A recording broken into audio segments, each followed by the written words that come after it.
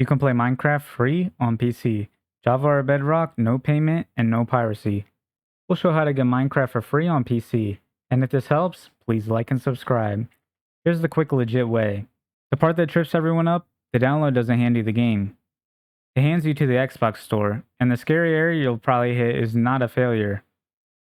Start at minecraft.net/free-trial. Scroll down and pick the trial you want on the left, Java or Bedrock. Click it to download, and instead of the game, the Xbox site opens. This is where most people quit. If a box pops up reading, "Do you own this game or app?" with error code 0x803F8001, don't worry. That's not a dead end, it's just routing you through the right store page. Once you're on that Minecraft listing, look for the button that says Get Free Trial. Not a price and not buy. Click Get Trial. That unlocks the trial with no card and no charge. Once it finishes, click Install on the left, launch it.